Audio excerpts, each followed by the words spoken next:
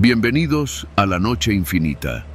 Antes de comenzar, cuéntanos en los comentarios desde dónde nos escuchas y qué temáticas te gustaría que exploremos en el futuro.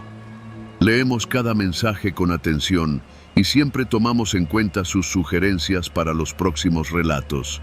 Sin nada más que decir, comencemos. Me llamo Julián Herrera y llevo más de 15 años trabajando como marino mercante. He visto el mar en todas sus caras, apacible como una sábana azul y furioso como un animal herido. Pero la historia que voy a contar no tiene que ver con tormentas ni naufragios, sino con algo mucho más silencioso. Y para mí, mucho más inquietante. La desaparición de un hombre en alta mar, sin una sola explicación convincente. Era septiembre y el buque Mar del Norte había zarpado del puerto de Manzanillo con rumbo a Ensenada. Llevábamos un cargamento variado, contenedores con autopartes, electrodomésticos y un par de tanques con químicos. El viaje duraría 5 días si todo iba bien. La tripulación éramos 15 hombres y 2 mujeres, todos con experiencia. Entre ellos estaba Óscar Méndez, un muchacho de 27 años que llevaba poco más de un año en la marina. Moreno, delgado, siempre con una sonrisa. Lo conocí en un viaje anterior y me pareció un tipo tranquilo, aunque a veces se perdía en sus pensamientos mirando el horizonte. Los primeros 3 días fueron tranquilos. El clima era bueno, el mar apenas se movía y la rutina se mantenía. 4 horas de guardia, 8 de descanso, comidas a las 7, 13 y 19 horas. Yo estaba en el turno nocturno junto con Óscar y el primer oficial, don Raúl. La noche del cuarto día me tocó de 2 a 6 de la mañana. El aire estaba frío y el cielo despejado. Se veía el reflejo de la luna sobre el agua como una línea de plata interminable. Óscar estaba de pie junto a la barandilla, mirando hacia la nada, con las manos en los bolsillos. ¿Todo bien?, le pregunté mientras anotaba en el cuaderno de bitácora. Sí, dijo, pero no me miró. Después de un rato, añadió, ¿tú alguna vez has sentido que la tierra ya no te espera? Me quedé callado. Era una pregunta extraña, pero pensé que tal vez se refería a estar lejos de casa. Cuando llevas tiempo en el mar, la tierra se siente diferente, pero siempre está ahí, le contesté. Él asintió, sin apartar la vista del horizonte. A las 4 de la mañana me fui a preparar café. Estuvimos charlando un rato más. Luego don Raúl subió al puente para relevarme y yo bajé a mi camarote. Me dormí rápido. A las 7:30, un golpe en la puerta me despertó. Era José Luis, el cocinero, con cara seria. Oye, Julián, ¿has visto a Óscar? Pues sí, en la guardia de la noche.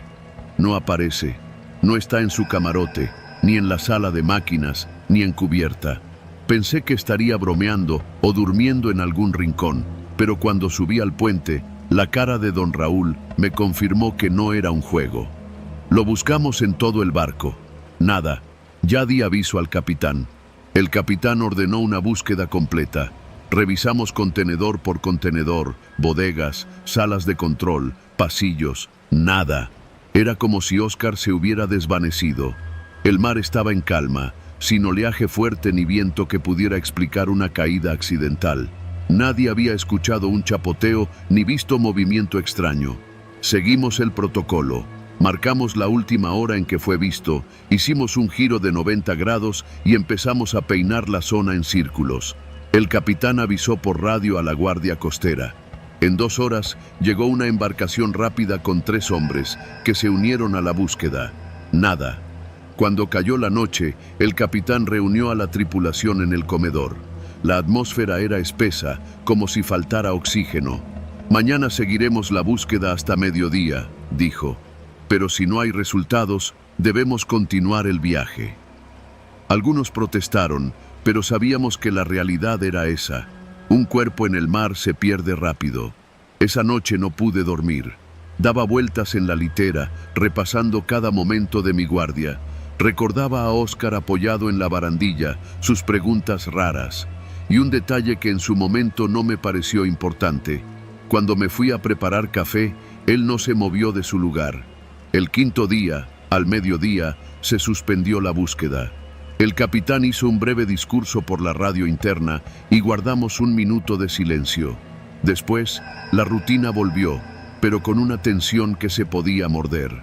En Ensenada, al atracar, nos entrevistó personal de la Marina y la Fiscalía. Preguntas frías, protocolarias, última vez que lo vi, si discutimos, si estaba deprimido. Contesté todo, pero me fui con la sensación de que en el fondo a nadie le importaba demasiado, más allá del papeleo.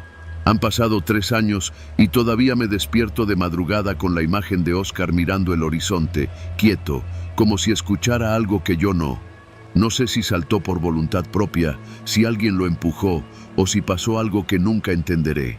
Lo único que sé es que en el mar, cuando alguien desaparece, no deja huella. Solo queda el agua cerrándose sobre un vacío imposible de llenar.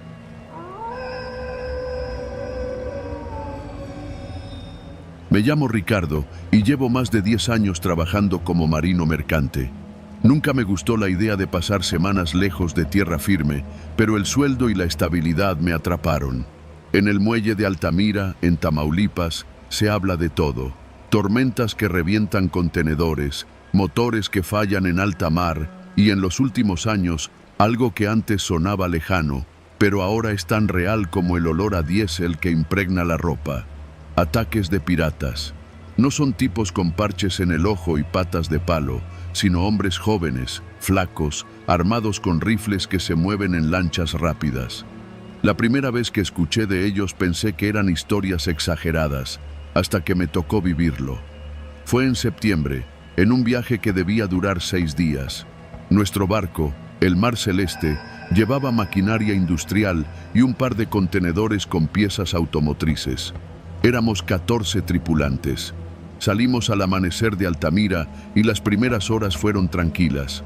Cielo despejado, mar en calma y ese silencio que solo se rompe con el rugido constante de los motores y el golpeteo del oleaje contra el casco. La rutina era la de siempre. Guardias por turnos, revisiones de cubierta, mantener la bitácora. Mi turno de guardia era de medianoche a 4 de la mañana.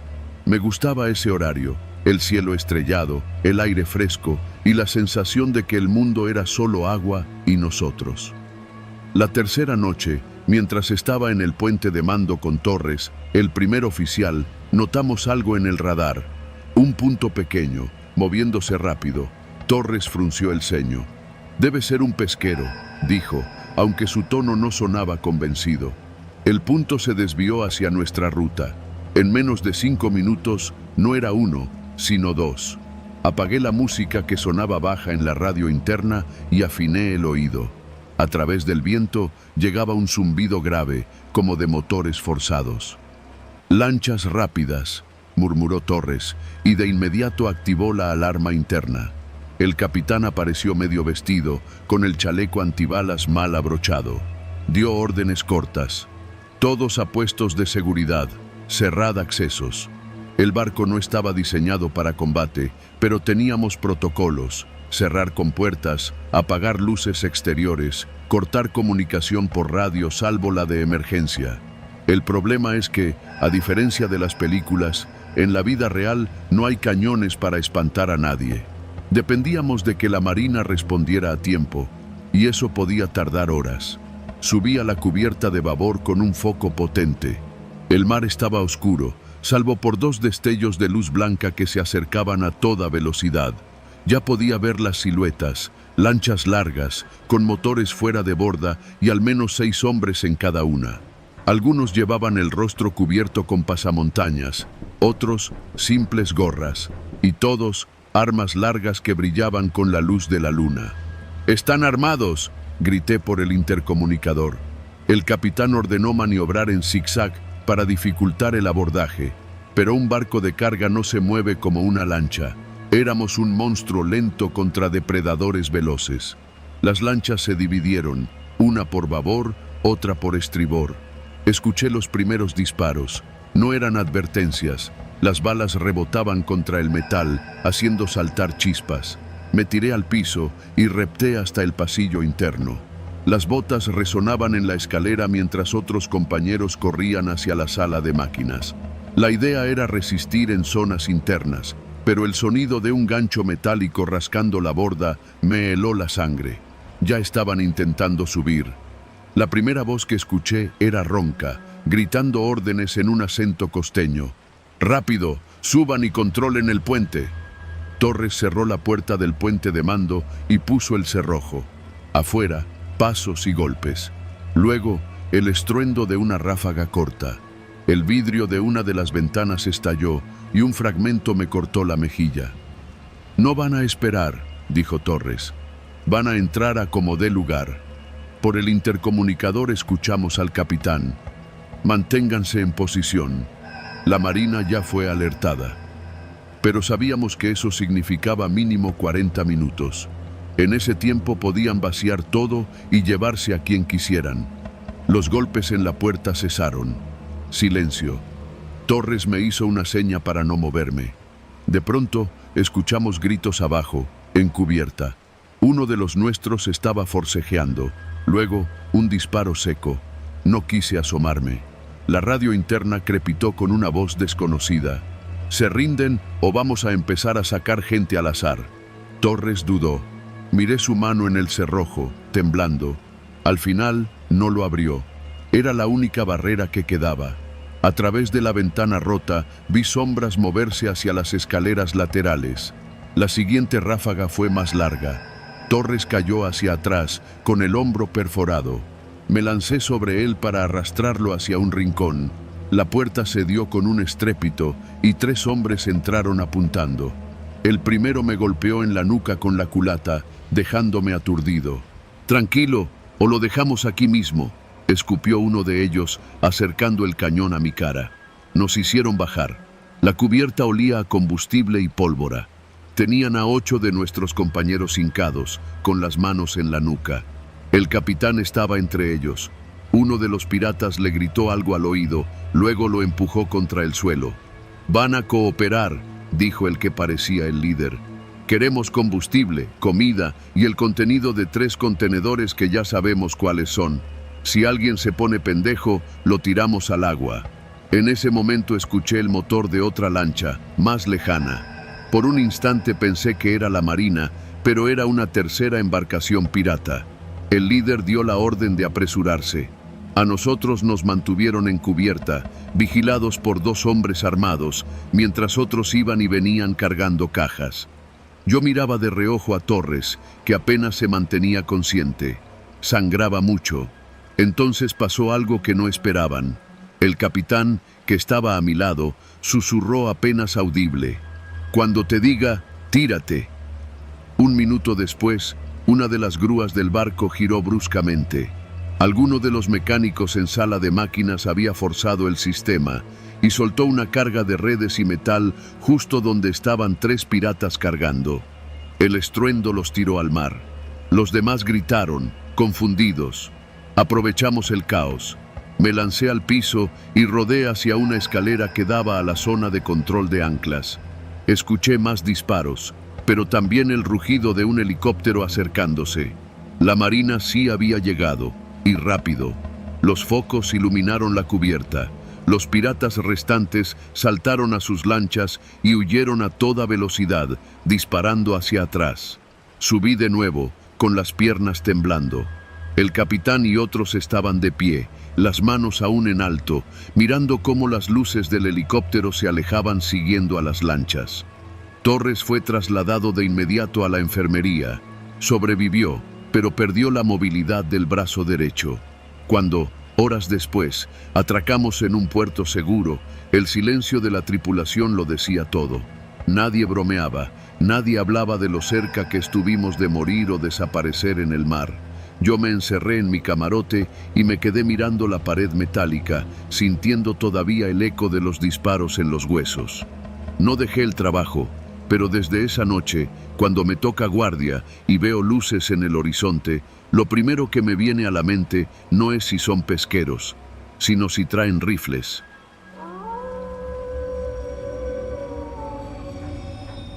Siempre me había gustado pescar en alta mar.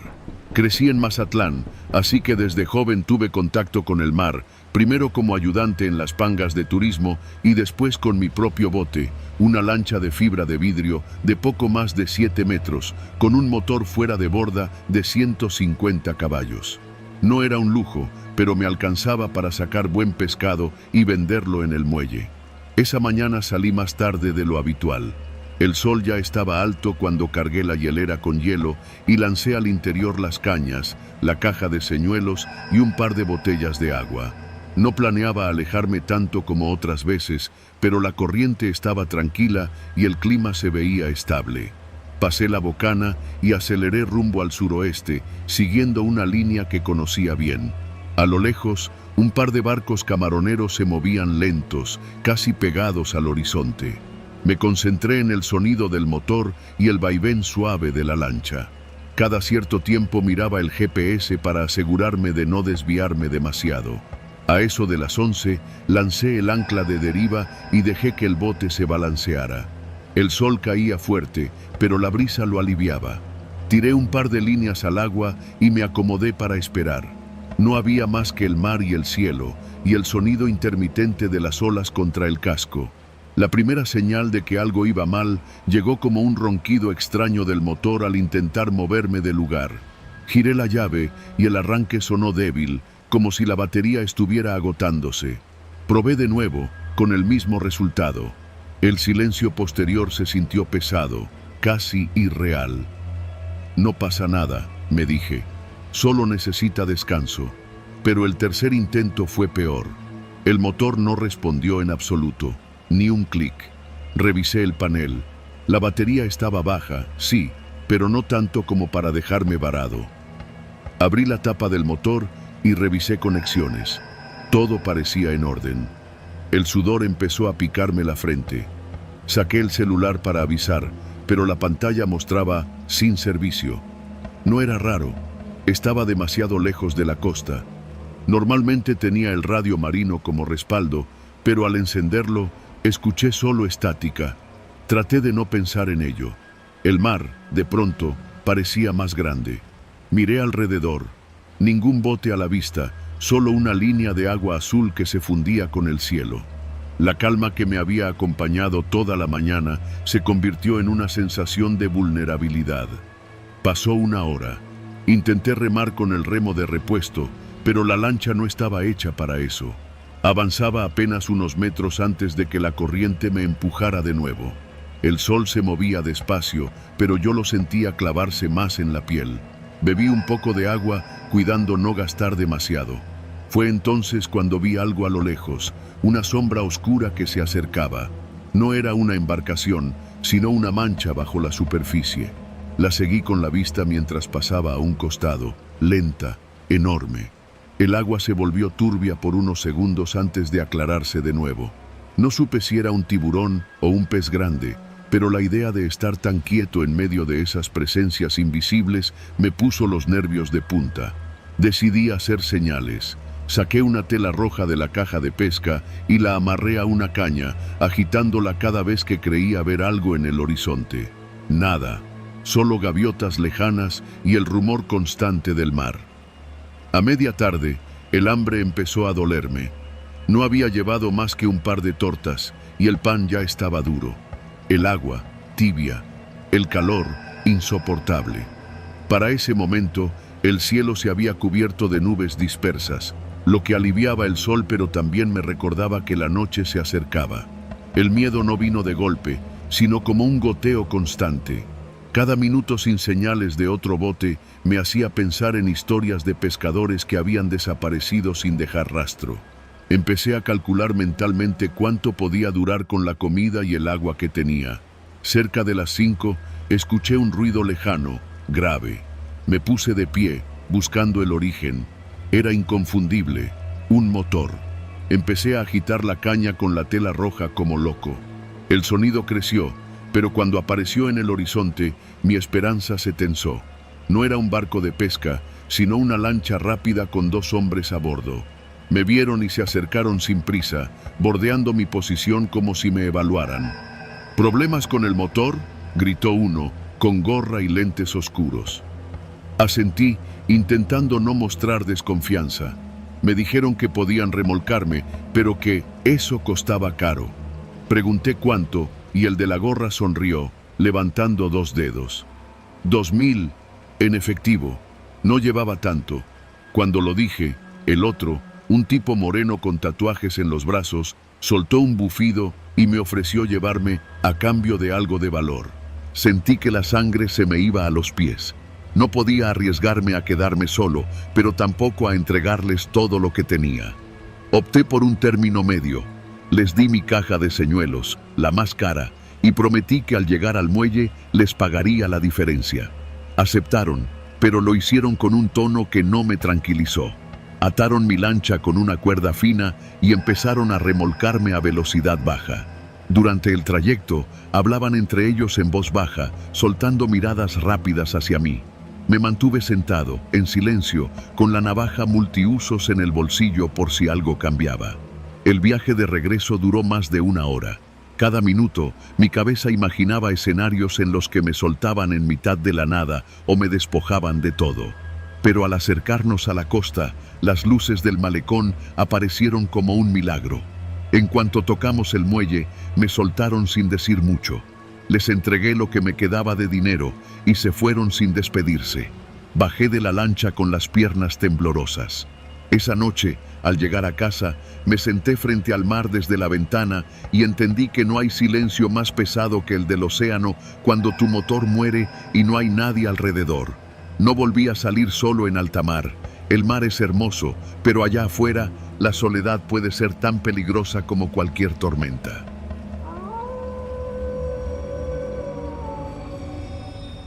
No era la primera vez que salía a pescar en medio de un mal tiempo, pero sí la primera que sentí que el mar quería tragarnos vivos.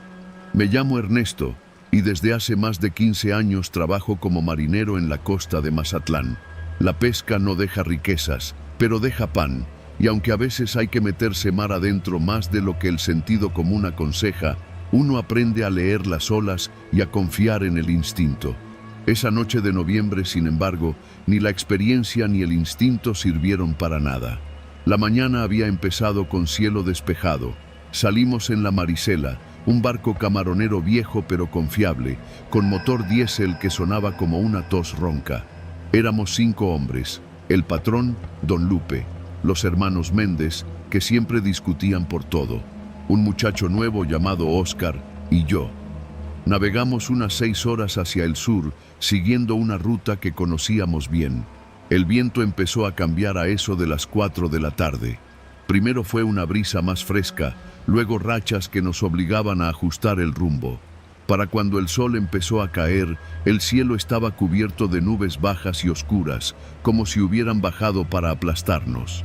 Don Lupe decidió que debíamos regresar, pero ya era tarde. Las olas empezaban a levantarse y la mar estaba áspera. No sé en qué momento escuchamos el primer llamado por radio. Era una voz entrecortada, difícil de entender por el ruido del viento.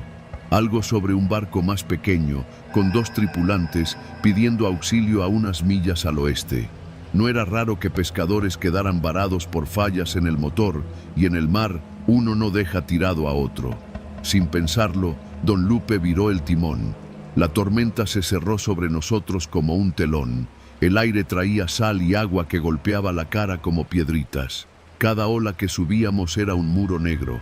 Cada bajada, un pozo que parecía no tener fondo. Óscar se aferraba a la baranda, pálido, y los Méndez se gritaban órdenes que el viento arrancaba antes de llegarme. Cuando por fin avistamos la lancha, me recorrió un escalofrío que nada tenía que ver con el frío. Era una embarcación de fibra, de esas usadas para pesca ribereña, golpeada de lado por las olas. Tenía las luces encendidas, parpadeando como si suplicaran. Un hombre agitaba los brazos, el otro estaba sentado, encorvado, quizá herido. Acercarse era una maniobra delicada. La Marisela no podía frenar en seco sin que una ola nos lanzara contra ellos. Don Lupe gritó instrucciones. Tiraríamos una cuerda con boya y luego, si podían, se amarrarían para que los jaláramos a zona segura. Pero en el mar, el tiempo no se mide en minutos, sino en latidos. En el primero, logré lanzar la cuerda. En el segundo, el hombre de pie la atrapó y empezó a enrollarla. En el tercero, una ola más alta que las demás nos separó tanto que perdí de vista la lancha. Cuando volvió a aparecer, el hombre que estaba sentado ya no estaba. «¡Uno cayó al agua!», gritó Oscar, con los ojos como platos. Lo vi entonces, una cabeza oscura entre la espuma, apenas a unos metros.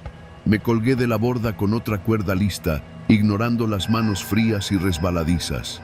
Grité su ubicación, pero las olas lo cubrían y lo dejaban ver solo en destellos. Don Lupe maniobraba para acercarnos sin hundirlo con nuestro casco. Logré lanzar la cuerda, pero el hombre no la alcanzó. Sus movimientos eran lentos, torpes. El agua aquí no perdona. En minutos te roba el calor, los músculos y el aire. La tormenta rugía como si nos gritara que nos fuéramos. En la siguiente vuelta, lo tuve casi al alcance. Estiré el brazo todo lo que pude y sentí sus dedos rozar los míos, pero una ola lo levantó y lo perdió de nuevo. Oscar gritaba que teníamos que intentarlo otra vez, que no podíamos dejarlo. Dimos otra vuelta, pero esta vez no vimos nada, solo espuma y agua negra. «Ya no está», dijo uno de los Méndez, con voz grave. El otro hombre en la lancha gritaba desesperado, pero sus palabras se ahogaban en el viento. Lo único que podíamos hacer era amarrarlo a nosotros y remolcarlo. La maniobra nos tomó más de 20 minutos, y para cuando pusimos rumbo de regreso, la tormenta estaba en su peor momento. Cada golpe de ola contra el casco retumbaba en los huesos. Yo pensaba en el hombre que habíamos perdido, en la sensación de esos dedos que apenas tocaron mi mano. La radio no dejaba de sonar con voces de otros barcos reportando problemas. El mar se había convertido en una masa de plomo, pesado e implacable. Llegamos al muelle cerca de la medianoche, empapados, tiritando, con las manos hinchadas de frío y sal. El sobreviviente de la lancha se bajó tambaleante, sin decir palabra. Sus ojos no estaban aquí, miraban un punto invisible allá afuera. Esa noche, mientras me quitaba la ropa mojada en mi cuarto, no pude evitar pensar que, si hubiera tenido un segundo más, tal vez habría alcanzado a jalarlo. Pero el mar no da segundas oportunidades. En la costa, la gente dice que la tormenta se lleva a quien ya está marcado, y aunque yo no creo en esas cosas, desde entonces, cada vez que el cielo se cubre y el viento cambia, siento de nuevo ese roce frío en mi mano, y me pregunto si, allá afuera, el mar todavía me está esperando.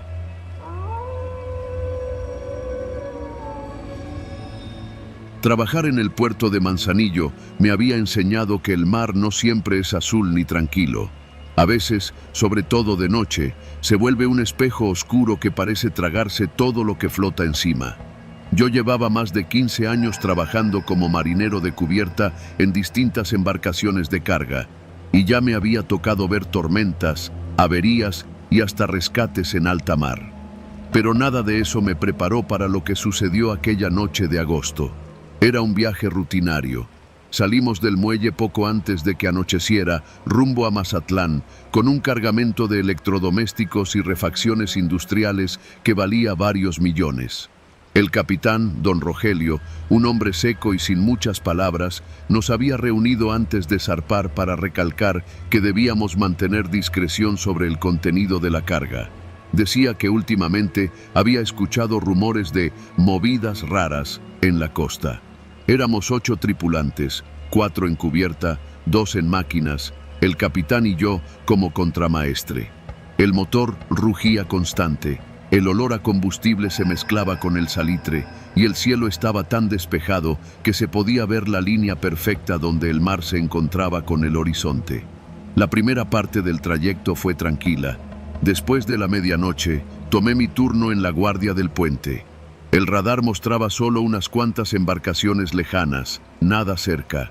El mar estaba en calma, apenas un vaivén suave bajo el casco. Fue a eso de las 2:30 cuando vi una luz en el horizonte, baja, como si viniera de una embarcación pequeña. Al principio no le di importancia, pero la luz comenzó a acercarse más rápido de lo normal. Avancé hasta el radar. Ahí estaba, un eco pequeño pero moviéndose en nuestra dirección.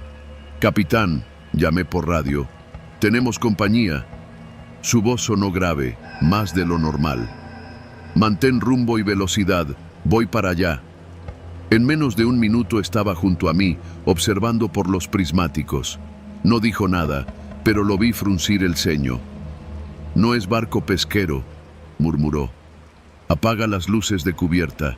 Di la orden por el intercomunicador. En segundos, la embarcación quedó casi a oscuras, con solo las luces reglamentarias encendidas. Pero la otra lancha ya venía cerca, demasiado cerca. La vimos claramente cuando estuvo a menos de 100 metros. Una lancha rápida, con 2 motores fuera de borda y al menos 5 hombres a bordo. Todos llevaban ropa oscura. Uno de ellos levantó un reflector portátil y nos encandiló por un momento. Otro tenía algo largo en las manos. El reflejo metálico no dejaba dudas. Era un fusil. «A la sala de máquinas ya», ordenó el capitán a 2 marineros. «Si nos alcanzan, apaguen motores solo cuando yo lo diga». La lancha empezó a girar alrededor de nosotros, probando nuestro ritmo. Uno de los hombres gritó algo que no entendimos, pero el tono era claramente una orden. El capitán no respondió. De pronto, escuché el primer disparo. Un estruendo seco que rebotó en el casco. El proyectil había pegado en la barandilla de proa. «¡Agáchense!», grité, y todos buscamos cobertura detrás de las estructuras de la cubierta. La lancha se acercó por estribor. 2 hombres arrojaron ganchos con cuerdas y empezaron a trepar. El capitán sacó una bengala de emergencia y la encendió, lanzándola directo hacia la proa de la lancha. La luz roja iluminó sus rostros por un instante. Eran jóvenes, pero con esa mirada fría que uno reconoce de inmediato. Uno de ellos alcanzó a subir a cubierta. Llevaba un cuchillo largo en la mano izquierda y un radio en la otra. Lo vi buscar con la mirada hacia las escotillas de carga. No era improvisado, sabía lo que venía a buscar. Me abalancé sobre él antes de que pudiera avanzar. Nos fuimos al suelo, el cuchillo chocó contra la plancha metálica y rodó lejos. Forcejeamos, mi hombro golpeó el borde de una compuerta y sentí un dolor agudo, pero no solté. Logré empujarlo hacia la borda y con un golpe seco en la mandíbula lo dejé aturdido. Otro marinero lo remató con una patada y cayó al agua. No hubo tiempo para celebrar. Ya otro de ellos estaba subiendo. Desde la lancha, el hombre del fusil disparaba hacia la cabina. El cristal lateral del puente se hizo añicos. «¡Ahora!», gritó el capitán. La orden era clara. Desde la sala de máquinas cortaron el suministro y el motor se apagó. El barco comenzó a perder velocidad. La maniobra buscaba que la inercia de la lancha los adelantara y los descolocara. Funcionó a medias. La lancha giró bruscamente para reposicionarse, pero una ola más alta de lo normal la hizo golpear el costado. Uno de ellos cayó al agua. Aprovechamos el caos. Otro marinero, Julián, lanzó un cabo grueso al mar, justo frente a la hélice de la lancha. El cabo se enredó en uno de los motores fuera de borda y lo detuvo con un chillido metálico. El segundo motor quedó solo y ya no podían maniobrar con la misma facilidad. El capitán dio la orden de reiniciar motores.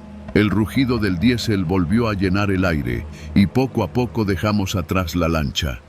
Los que quedaban a bordo de ella nos gritaban algo, pero ya no podían alcanzarnos. El silencio volvió poco a poco, interrumpido solo por el golpeteo de las olas. Nadie hablaba.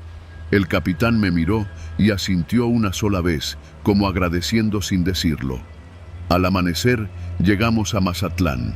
La autoridad portuaria nos recibió y tomaron declaración.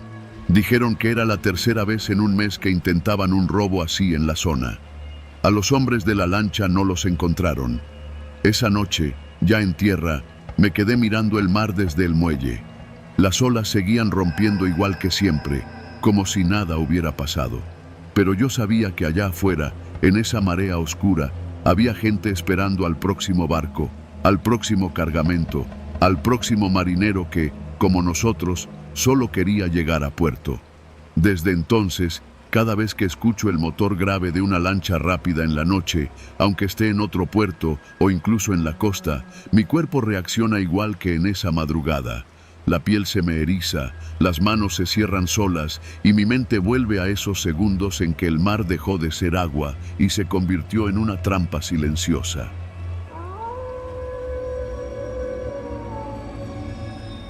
Me llamo Iván y he trabajado como marino mercante desde que tenía 20 años.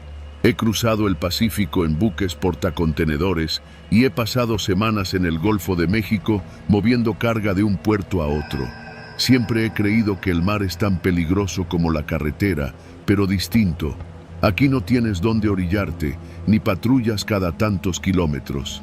Si algo pasa, estás solo. A mediados de agosto me asignaron un viaje sencillo, al menos en teoría. Transportar bidones de aceite industrial y herramientas desde el puerto de Progreso hasta Coatzacoalcos. No era una carga de alto valor, así que no esperaba problemas. Zarparíamos de madrugada para aprovechar la marea y llegar en unas 30 horas. El barco era pequeño, de esos de carga costera, con tripulación reducida. El capitán, 2 marineros jóvenes, el mecánico y yo. El motor era viejo pero cumplía. La noche que partimos el cielo estaba claro, con una luna que parecía encendida de más. El aire olía a sal y gasóleo. Las primeras horas fueron tranquilas. El capitán, un hombre curtido llamado Camacho, fumaba en cubierta mientras revisaba la carta náutica. Yo estaba en la proa, mirando cómo las olas cortaban la oscuridad. No había luces en el horizonte, solo mar y más mar.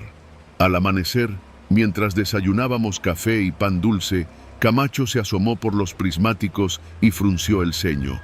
«Traemos compañía», dijo, señalando al noreste. Me asomé.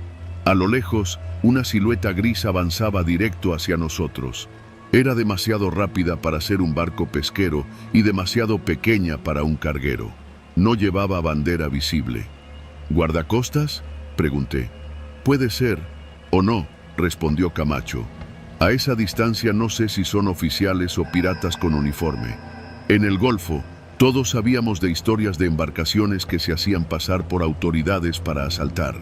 El problema es que, si eran verdaderos guardacostas, ignorarlos podía costarnos caro». El barco gris se acercó en diagonal, cortando olas como si fueran nada. Al cabo de unos minutos, ya podía distinguir hombres en la cubierta, algunos con chalecos tácticos y armas largas. Aún no mostraban luces ni señales de identificación. Una bocina potente rompió el ruido del mar. «Barco de carga, reduzca velocidad y prepárese para inspección». Camacho se tensó. «No llevan insignias», dijo en voz baja. «Eso no me gusta». Aún así, redujo el motor. La nave gris se emparejó por babor, tan cerca que pude ver las caras de los hombres. Tenían pasamontañas y gafas oscuras. Uno apuntaba hacia nosotros con un rifle. «¿Cuál es su carga y destino?», gritó el que parecía al mando. Camacho respondió con calma, pero el hombre negó con la cabeza. «Vamos a subir a revisar. Si cooperan, no pasa nada». Esa frase, «si cooperan, no pasa nada», me heló. La había escuchado antes en boca de gente que no era policía. 4 hombres saltaron a nuestra cubierta. Llevaban botas mojadas y el olor a metal de sus armas se mezcló con el salitre. Uno de ellos empujó al mecánico contra la baranda y le revisó los bolsillos. Otro le quitó el radio portátil al capitán. «¿Dónde está la bodega?», preguntó el líder. Camacho intentó llevarlos, pero el más joven de ellos ya había encontrado la escotilla y bajó sin pedir permiso. Escuchamos ruidos metálicos abajo, cajas moviéndose. El líder me miró fijo. «Tú, acompáñame». Bajamos a la bodega. El hombre revisaba los bidones, moviéndolos con fuerza. Su respiración era pesada y el silencio entre golpes me ponía peor que cualquier grito. «Esto es aceite, nada más», dijo, pero no sonaba decepcionado. Sonaba como si esperara algo más. Me di cuenta entonces, no buscaban mercancía, buscaban un pago para dejarnos ir.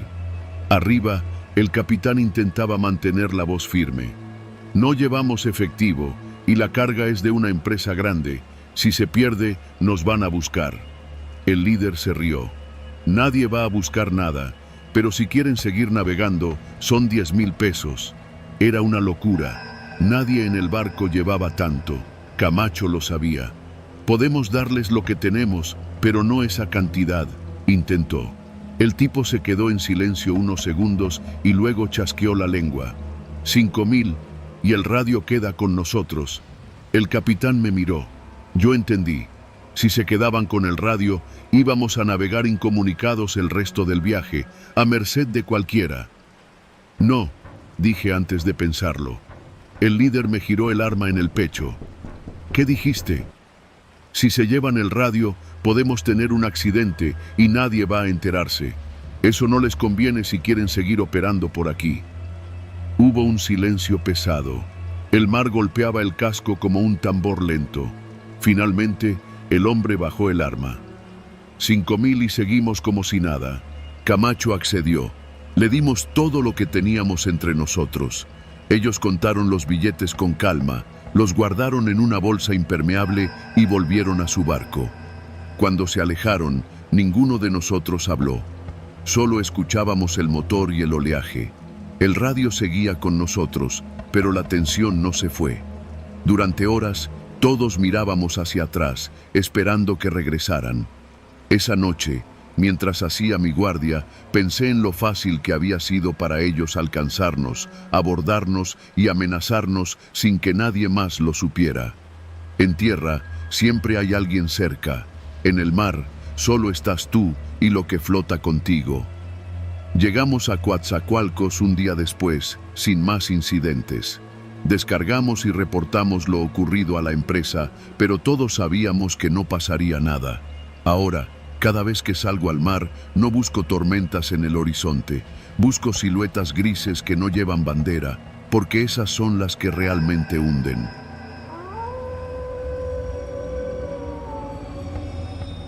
Me llamo Gerardo, y durante 15 años trabajé como marinero de cubierta en barcos mercantes. Conozco el Pacífico y el Golfo como conozco las calles de mi colonia en Mazatlán. Cada cambio de corriente, cada olor que anuncia tormenta, cada sonido del casco golpeado por el oleaje. Pero en todos esos años nunca había sentido tanto miedo como aquella vez que la tripulación decidió parar, en medio del mar. Era finales de agosto cuando zarpamos del puerto de Manzanillo, con rumbo a Yokohama. El barco, el San Pedro Mártir, llevaba contenedores de carga variada, maquinaria, productos químicos, piezas para autos. Éramos 23 a bordo, el capitán, oficiales, ingenieros, cocineros y marineros. El viaje debía durar poco más de 2 semanas. Desde el segundo día ya se escuchaban murmullos. La empresa nos debía 2 meses de salario y había recortado el presupuesto para víveres. El refrigerador de la cocina tenía más espacio vacío que comida. Algunos marineros decían que al llegar a Japón, la naviera se declararía en bancarrota y nos dejarían varados sin pagar. Yo trataba de mantenerme al margen. Nunca me había gustado meterme en broncas con la autoridad del barco, pero la tensión crecía. En las comidas, los oficiales comían aparte y el capitán no se asomaba más que para dar órdenes. El contramaestre, un hombre viejo llamado Ortega, murmuraba que, si no nos respetan, paramos máquinas en alta mar. La oportunidad llegó al 5.º día. Estábamos a más de 1000 millas de tierra firme, el mar tranquilo y el cielo despejado. Fue después del desayuno. Ortega reunió a los marineros en la cubierta de popa y dijo, sin rodeos: no se mueve un dedo hasta que el capitán firme un compromiso de pago. Yo pensé que era solo amenaza, pero 1 hora después, el motor principal estaba apagado. El barco, enorme y pesado, quedó a merced de la corriente. No se escuchaba más que el chapoteo constante de las olas contra el casco y el golpeteo de cabos flojos. El capitán apareció con 2 oficiales, gritando que encendiéramos máquinas. Nadie se movió. Ortega lo enfrentó. Hasta que haya garantía, mi capitán, aquí nadie es esclavo. Los oficiales se retiraron, pero la mirada del capitán fue clara. Aquello no iba a terminar bien. Las primeras horas fueron extrañas. Sin el ruido del motor, el barco parecía otro. El sol caía a plomo y la cubierta se calentaba como una plancha. Algunos se refugiaron en los camarotes, otros fumaban mirando el horizonte. Yo traté de no pensar en que el GPS marcaba que estábamos en una zona de tránsito lento de cargueros, pero también de piratas. Al caer la noche, el viento cambió. Las olas empezaron a crecer y el barco, sin propulsión, giraba lentamente, tomando las olas de costado. Dormir fue imposible. Los golpes del agua contra el casco eran irregulares, como si algo más que la corriente nos empujara. A media madrugada me levanté para tomar agua y vi luces extrañas a estribor en la distancia, pequeños destellos que se movían. Desperté a Ortega. Se asomó, observó un momento y dijo: «Lanchas rápidas. No son buenas noticias». Bajó corriendo a despertar a varios, pero nadie quería admitirlo. Estábamos en medio del mar, con las máquinas apagadas, y cualquiera podía abordarnos. Al amanecer, las lanchas ya no se veían, pero la tensión no bajó. El capitán ordenó encender motores, pero Ortega y los suyos se mantuvieron firmes. Gritos, insultos, amenazas. La huelga se convirtió en enfrentamiento. Ese día el calor fue insoportable. El agua potable empezaba a escasear y la comida, limitada, se volvió motivo de discusiones. En la cocina, un marinero arrojó un costal de arroz contra la pared en plena pelea. Yo sabía que estábamos a punto de rompernos. La noche siguiente llegó la tormenta. Nubes negras taparon todo el cielo y el viento silbaba como si el mar mismo nos gritara. Las olas crecieron hasta golpear la borda y barrer la cubierta. Sin motores, solo podíamos dejar que el barco se moviera como quisiera. Cada crujido del casco me helaba la sangre. En medio del caos, las luces de emergencia fallaron y quedamos a oscuras. Fue entonces que escuché un ruido distinto al de la tormenta. Pasos rápidos y gritos en cubierta. Salí corriendo y vi a varios hombres forcejeando cerca de la entrada a la sala de máquinas. Ortega sostenía una barra metálica, impidiendo que un oficial y dos marineros fieles al capitán entraran. «¡Quieren arrancar motores por su cuenta!», gritó uno. La lluvia nos golpeaba el rostro y el agua nos llegaba a los tobillos. Entre empujones y resbalones, un golpe con la barra dejó a uno de los marineros en el suelo. Yo me lancé hacia Ortega, no para atacarlo, sino para detenerlo. Le quité la barra de las manos y grité: «O se encienden ya las máquinas, o todos nos vamos a hundir». No sé si fue la fuerza de mis palabras o el miedo en sus ojos, pero Ortega retrocedió. Los oficiales entraron a la sala de máquinas y en minutos el rugido del motor volvió a llenar el barco. Con propulsión logramos enfrentar las olas de frente. La tormenta duró toda la noche, pero el barco aguantó. Al amanecer estábamos empapados, exhaustos y vivos. La huelga terminó sin que nadie firmara nada. Al llegar a Yokohama, algunos marineros fueron despedidos.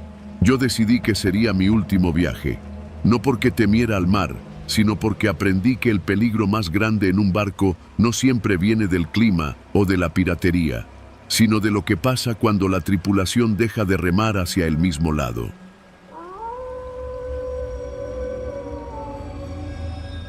Me llamo Ernesto y toda mi vida he trabajado en el puerto de Mazatlán, descargando mercancía y ayudando en tareas menores de mantenimiento para barcos mercantes. Nunca fui marinero de tiempo completo. Mi trabajo siempre terminaba cuando el buque estaba listo para zarpar. Hasta que un día, por necesidad y por ingenuidad, acepté embarcarme como ayudante de tripulación en un carguero que iba hasta Manzanillo. Era un trabajo de unos pocos días: revisar estiba, asegurar la carga y ayudar con limpieza. Me pagaban el doble de lo que ganaba en una semana en tierra. El capitán, un hombre seco que apenas hablaba, me dijo que el viaje sería rápido y sin escalas. El primer día todo fue normal. El barco, un viejo carguero oxidado de casco azul, llevaba contenedores y algunos bultos sueltos asegurados con lonas. La tripulación era pequeña, 6 hombres además de mí. No todos eran amables. De hecho, la mayoría se limitaba a hacer su trabajo y mirarte lo justo. Entre ellos estaba un tipo llamado Vargas, fornido, con tatuajes descoloridos y una forma de reírse que ponía incómodo a cualquiera. El segundo día, mientras revisaba una bodega secundaria que guardaba cajas de herramientas y tambores de aceite, Vargas apareció en la puerta. «El capitán quiere que cierres todo aquí», dijo. No era raro. Las bodegas se cerraban para evitar accidentes con el oleaje. Asentí y comencé a asegurar las cajas. Vargas se quedó observándome en silencio. Cuando terminé, se acercó a la puerta y sin decir nada, la cerró con fuerza. Escuché el sonido de la tranca metálica por fuera. «¡Oye!», grité. «¡Abre!». No contestó. Solo escuché sus pasos alejándose. Al principio pensé que era una broma pesada. El lugar estaba casi oscuro, apenas iluminado por una lámpara de techo que parpadeaba. El aire olía a aceite, óxido y humedad. Golpeé la puerta con la mano, pero era gruesa y apenas sonaba. Con el motor del barco retumbando bajo mis pies, mis golpes se perdían en el ruido. Pasaron minutos, luego más de una hora. Empecé a sentir el calor atrapado en el cuarto. Bebí un poco de agua de mi cantimplora, pero no sabía cuánto duraría ahí. No tenía reloj, pero calculé que ya debía ser mediodía por la luz que se colaba por una rejilla alta. Los sonidos del barco eran confusos desde ahí abajo, crujidos de metal, el zumbido constante de los motores y de vez en cuando pasos lejanos. Grité varias veces, pero nadie respondió. Lo que me preocupaba no era solo el encierro, sino el motivo. ¿Por qué Vargas haría eso? Con el tiempo, la lámpara empezó a apagarse más seguido, dejando la bodega en penumbra. Mis pensamientos se volvieron más oscuros. Recordé rumores de que algunos marineros usaban viajes para mover cosas que no figuraban en el manifiesto y que cualquiera que estorbara podía desaparecer en el mar sin testigos. Intenté concentrarme en mantener la calma.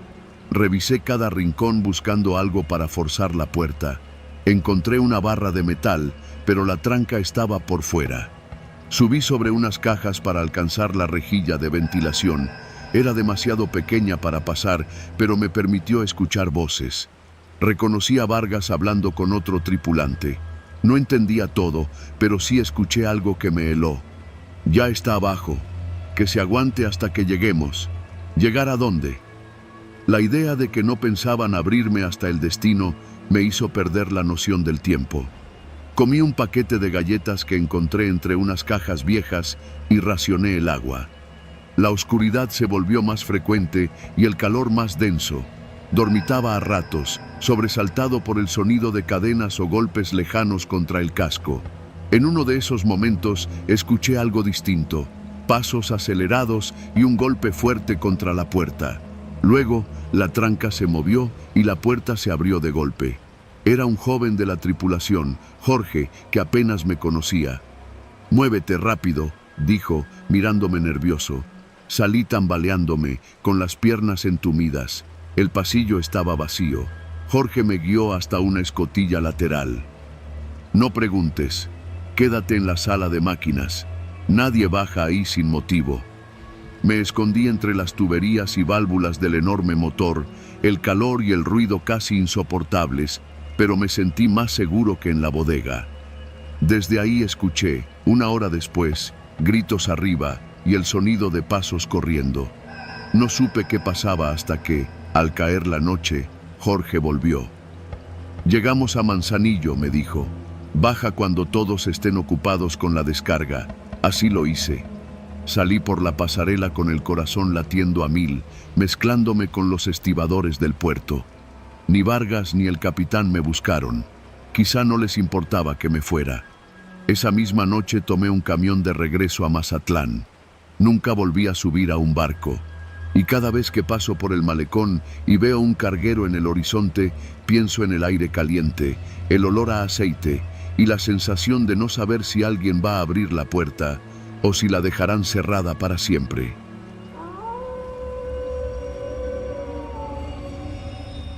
Me llamo Ernesto Ramírez, pero en la costa de Sinaloa todos me dicen Neto. Soy pescador desde que tengo memoria.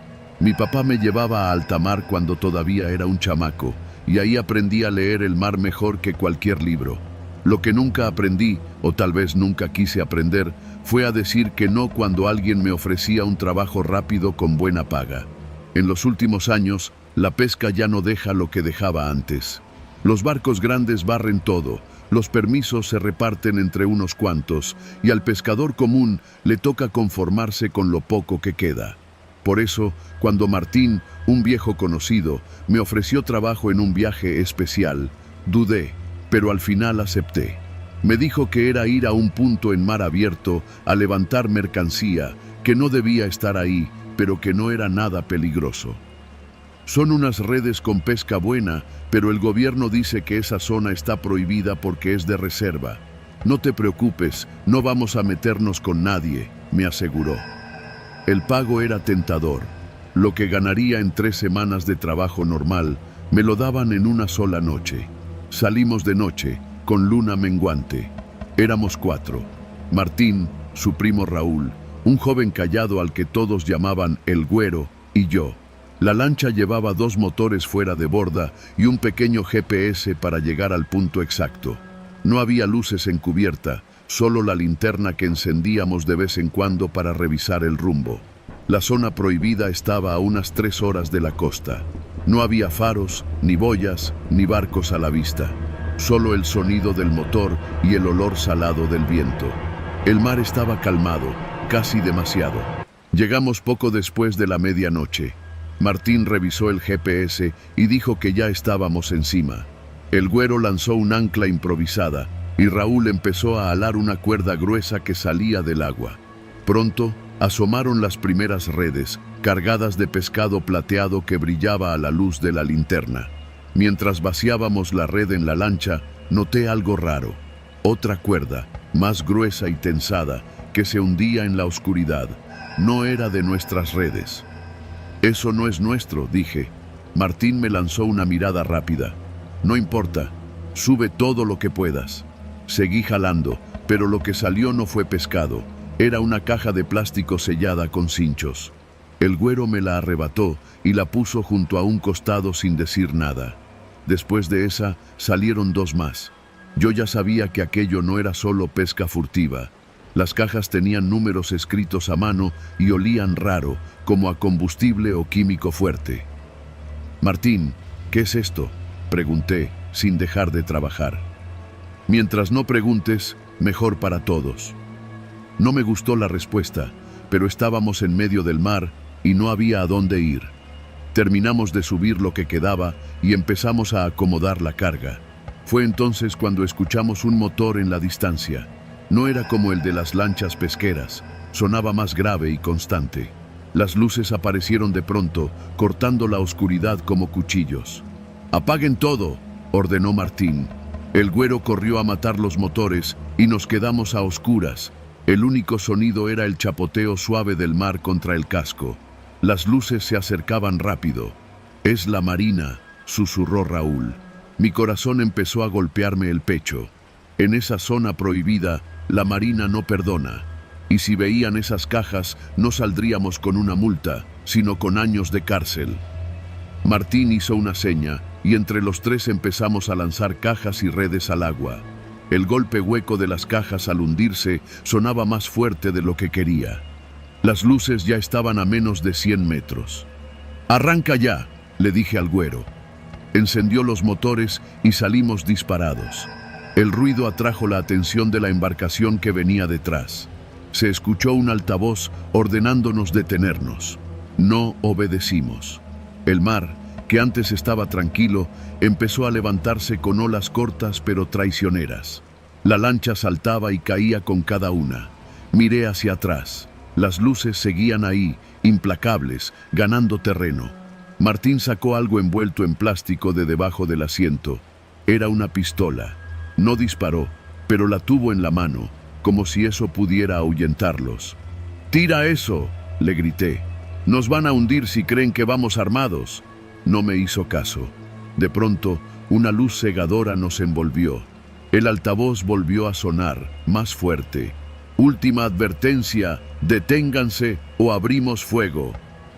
Fue entonces cuando el motor izquierdo comenzó a fallar. Tosía y soltaba humo. El güero maldecía mientras trataba de mantenernos a flote con el otro. Raúl, desesperado, se lanzó al agua para empujar una de las últimas cajas que quedaba. Yo quise detenerlo, pero ya estaba a medio camino. La embarcación de la marina se acercó a toda velocidad. No teníamos escapatoria. Martín soltó la pistola y levantó las manos. El güero hizo lo mismo. Nos abordaron en segundos. Nos revisaron de pies a cabeza y registraron la lancha. No encontraron nada. Todo se había ido al fondo del mar. Preguntaron qué hacíamos en esa zona y Martín inventó una historia sobre redes que se habían soltado y que veníamos a buscar. No sé si la creyeron o solo no tenían pruebas, pero al final nos escoltaron de regreso a la costa y nos dejaron ir con una advertencia. Esa noche, mientras caminaba solo hacia mi casa, el silencio del muelle me pesaba como plomo. Me di cuenta de que no había sido el mar el que me asustó, ni siquiera la marina, sino la certeza de que, a pocos metros bajo esa superficie tranquila, se habían hundido cosas por las que alguien, tarde o temprano, vendría a cobrarse. Desde entonces, cuando salgo a pescar y veo una cuerda flotando en el agua, no importa lo que prometa, la dejo ahí, porque sé que en ciertas aguas prohibidas, lo que flota no siempre es para pescar, y lo que se hunde nunca se olvida.